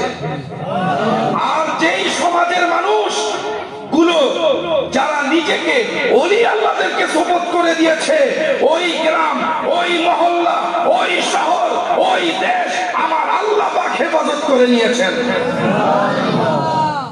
এটুকু বুঝতে পেরেছেন তো? এই জন্য আল্লাহ পাক বলেছেন বিসমিল্লাহির রহমানির রহিম, ইন্না রাহমাতাল্লাহি কারীবুম মিনাল মুহসিনিন। এই বাবা, এই বান্দা আমার, মুহসিনদের অন্তর্ভুক্ত হও। রহমত তোমাকে খোঁজা লাগবে না, রহমত তোমাকে খুঁজে নিবে। বুঝাতে পারছি? এমন নবীর উম্মত ওহী তাকে খুঁজতে হয় নাই, ওহী উনাকে খুঁজে নিয়েছে। বুঝাতে পারছি? হ্যাঁ, ওই নবীর উম্মত আমরা, ঠিক আছে? আসমানি কথা হওয়ার পরেও নবীজির কদম যেখানে লেগে আছে সূরা হয়ে গেছে মাক্কি, নবীজির কদম মদিনাতে সূরা হয়ে গেছে মাদানী। কথা বল না কেন? তাইলে উনার নফসটা যেখানে যেখানে ভ্রমণ করেছেন আল্লাহ পাক সেই জায়গার কথা বলেছেন। বুঝাতে পারলাম? নফসে আম্মারা মনে আছে তো? দরকার, দরকার, দরকার, দরকার। এখন মানুষ ইমানটাকে ঢুকাই গেলেন নফসের ভিতরে। কিসের মধ্যে? নফসের মধ্যে। এখন ইবলিস কয় 400 টাকা। তুমি এই নফসে যখন আল্লাহ ডাকো, ভয়ে আমার আর থাকতে পারি না। দেখবেন কোন মানুষ যদি একবার ভয় পায় একা ঘরে থাকতে পারে না। কথা কন না কেন? রাস্তা দিয়ে যাচ্ছে গহীন অন্ধকার, হাতে কোনো লাইট নাই, কবরস্থানের পাশ দিয়ে যাচ্ছে, না জানি কুকুর ডাক দিছে, শিয়াল ডাক দিছে, নিজের মনের মধ্যে কয় ও মার এইবারই বুঝি শেষ রে। কথা কথা ঠিক তো নাকি? এটা ঠিক তো? আপনাদের না হইতে পারে, আপনারা তো ভেড়া মারার মানুষ, সো ডেঞ্জারাস, ঠিক আছে? মানুষকে পর আগেই মারিয়ে দেন, ঠিক আছে? যাই হোক, আপনাদের দেখে মনে লাশও ভয় পায়। এই জন্য দেখেন, এই জন্য আল্লাহ পাকের হাবিব বলেছেন, বান্দারে শোন শোন, আল্লাহ পাক কি বলে শোন, ওয়ালা তুতি মান আগফালনা কলবহু আন যিকরিনা ওয়াত্তাবা হাওয়াহু ওয়া কানা আমরুহু ফুরতা। কই সুবহানাল্লাহ বললেন, আল্লাহু আকবার বললেন না? আমি কইছি আল্লাহ পাক বলেছেন ওয়ালা তুতি মান আগফালনা কলবহু আন যিকরিনা, এমন কোন মানুষের সাথে চলো না যার নফস, যার কলব আমার জিকির থেকে গাফেল। আমার জিকির থেকে যে গাফেল, তার নফস উল্টানো হাড়ির মতো। উল্টানো হাড়ির মতো মানে কি?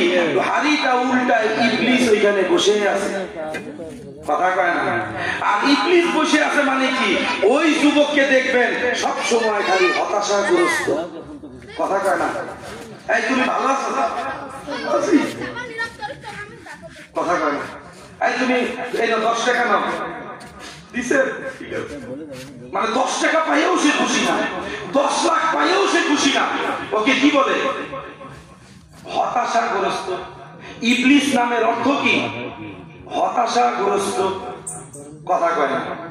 এই জন্য দেখবেন যারা নফস ঠিক করতে পারে নাই, তারা সব জায়গায় হতাশাগ্রস্ত। চলতে হতাশা, যাইতে হতাশা, পাইতে হতাশা, কোন জায়গায় তাদের আর কোন সুখ নাই। আর যারা তাদের নফসের মধ্যে জিকরুল্লাহকে বসায় দিছে গো, যখন তারা কোন মানুষ বলে ভাই তুমি কেমন আছো, 10 দিন না খায়ে আছে, একটু মুস্কি হেসে বলতেছে আলহামদুলিল্লাহ, আছে না নাই? তারা বাঁচতেও হাসে, মরে গেলে দেখে তাদের মুখের এক কর্নারে হাসিটা লেগে আছে, কবরে শুয়েও হাসে। 50 বছর পর যখন কবরের মাটি সরানো হয়, কোনো কারণে যদি মাটি সরে যায়, 50 বছর পর তার আত্মীয় স্বজনের খবর না থাকলে মহল্লাবাসী দেখে ওই লাশটা, মুখে তখনও হাসি। টাকা কয় টাকা? 400 টাকা। বুঝাতে পারছি? এই জন্য আল্লাহর রাসূল বলছেন, আজকে আমি নফসে আম্মারা পর্যন্ত রেখে দিলাম, এরপরে যদি কখনো সুযোগ পাই নফসে লাওয়ামার বিষয়ে আলোচনা করব, তারপরে নফসে মুতমা আল্লাহ পাক কখনো সুযোগ করে দেন। এই জন্য আমি বলতে চাচ্ছি, খুতবাতে একটা হাদিস শরীফ পড়েছিলাম, ওই হাদিস শরীফটা বলেই আমি শেষ করে দিচ্ছি। বলবো নাকি শেষ করে দিব? যদি ধৈর্য থাকে বলবো, আর নচেত এখানেই শেষ। দুইজন বলতেছে বলেন, আর সবার ক্ষুধা বেশি লেগেছে, আবারও হয়ে গেছে, পেটও ডাকছে, মনও চাচ্ছে না। আমি খুতবাতে একটা হাদিস শরীফ পড়েছি, এই হাদিস শরীফটা বুখারী শরীফে আছে। এখন তো বুখারী ছাড়া একদল মানুষ বুঝেই না, কিন্তু এই হাদিস শরীফটা তারা পড়েও না। আল্লাহ পাকে হাবিব বলছেন 410 টাকা দিয়ে দিস না আল্লাহ। যুদ্ধ শুরু আল্লাহুম্মা কান তুলে দেব না।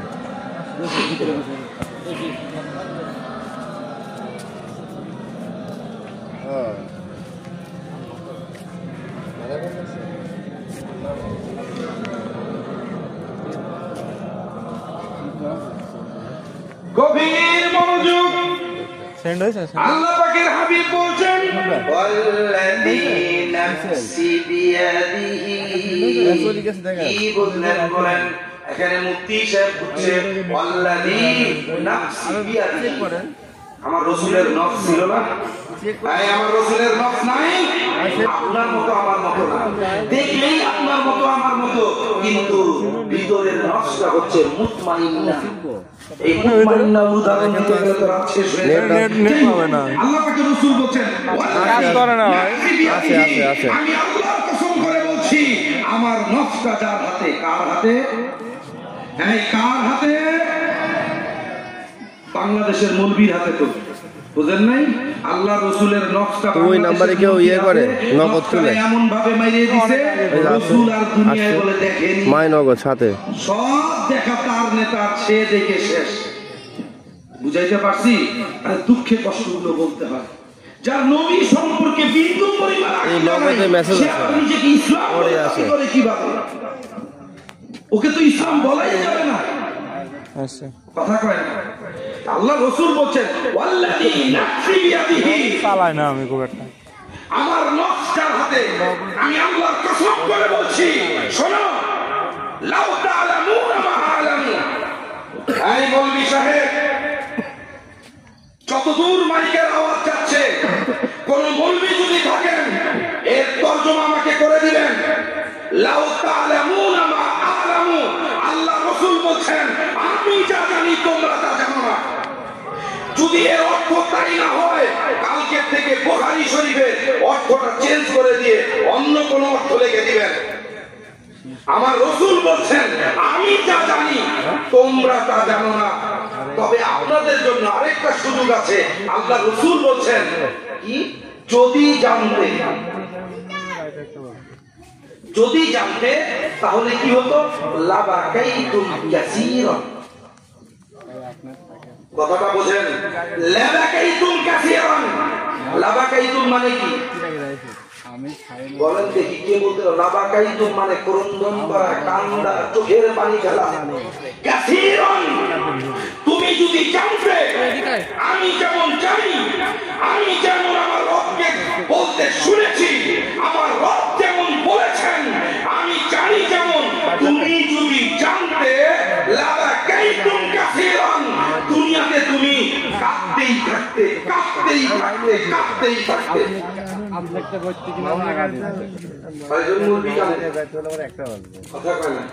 উনি স্টেজে উঠে গান গাওয়ারই শেষ হয় না, কাঁদবে কত।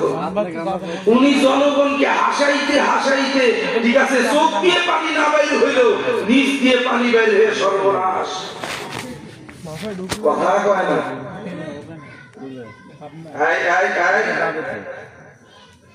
Stop your tongue. লাবাকাইতুম কাসীরান ওয়ালা দাহিকতুম কলিলা। এই যে বুঝেন, ওয়ালা দাহিকতুম কলিলা, ওয়ালা দাহিকতুম মানে কি? হাসি, হাসি। কথা হাসি বোঝেন না? ওয়ালা দাহিকতুম কলিলা, অল্প অল্প হাসতে, 24 ঘন্টায় 5 মিনিট হাসতে। কথা কয় না? এই জন্য দেখবেন সমাজে যারা আল্লাহওয়ালা হয়ে গেছে গো, ও আমার মা বোনেরা, আপনারা দেখবেন আজ যত ওলি আল্লাহদের কথা বলা হয়, এইটা শুনতে উপন্যাসের মতো মনে হলেও আমি সূরা আসরের লাস্টের আয়াত করেছিলাম। কি আয়াত করেছিলাম? সবর সবর মনে আছে নাকি? আবার আমি একটা আয়াত করেছিলাম যে আল্লাহ পাক বলছেন ধৈর্যশীলদের সাথে আছেন। কেমন ধৈর্য? এখনো তো মানুষ আছে, এখনো তো হাফেজ আছে। সেই সুলতানুল আরিফিন বাইজিদ বোস্তামি রাহমাতুল্লাহ আলাইহি, ওনার মায়ের জন্য 1 গ্লাস পানি নিয়ে 2 মিনিট নয়, 1 ঘন্টা নয়, 2 ঘন্টা নয়, এমন ধৈর্য ধরে দাঁড়াইছিলেন, এমন প্রতীক্ষা দাঁড়াইছিলেন। তার মন বলছে মাকে ডাকা যাবে না, মায়ের ঘুম নষ্ট করা যাবে না গো। আমার মা যদি ঘুম থেকে উঠে যদি পানি না পায়, এই জন্য আমাকেও ঘুমানো যাবে না। কথা বোঝে না? ঠিক তো নাকি? উনি গ্লাস নিয়ে এমন ঠান্ডা ওই দাঁড়ায় আছেন, গ্লাসটা ধরে থাকতে থাকতে ওনার হাতটা অবশ হয়ে গেছে, তাও ছেড়ে দেন নাই। একবার মায়ের দিকে তাকায়, একবার গ্লাসের দিকে তাকায়, একবার মায়ের দিকে, একবার গ্লাসের দিকে। এইভাবে করতে করতে সকাল হয়ে গেছে। মা উঠে বলে, ও আমার পুত্র সন্তান, তুমি এখনো বুঝি গ্লাস নিয়ে দাঁড়ায় আছো কেন? ও মা, আপনি আমার কাছে পানি চেয়েছিলেন, কোথাও পানি পাই নাই গো মা, পানি আনতে দেরি হয়ে গেছে, আপনি ঘুমাই পড়েছেন। আমার হৃদয় বলছে মা ঘুমিয়েছে, এই ঘুম ভাঙা যাবে না। আর আমার ঘুম বলছে তুই যদি ঘুমাই পড়িস মার পানি খাইতে পারবে না। আর এই পানি যদি শেষ খাবারটা হয় তোকে আল্লাহ বুঝি ক্ষমা করবে না। আমি বাইজি দাঁড়িয়ে আছি প্রতীক্ষায়, কখন আমার মা উঠবে, কখন এই পানির তৃষ্ণাটা মা মিটাবে গো। আমার আল্লাহ আসমান থেকে বলছেন ও বাইজি রে, এই অপেক্ষাটা আমি আমার আল্লাহর কাছে এত ভালো লেগেছে, এত অপেক্ষাটা এত অপেক্ষমান মনে হয়েছে, তোমার কাছে সময়টা কম মনে হতে পারে। আজ তোমার মায়ের প্রতি এত মহব্বত দেখে আমি আল্লাহ পাক বসে থাকতে পারলাম না। আজ থেকে আমি তোমাকে সুলতানুল আরিফিন বানাই দিলাম।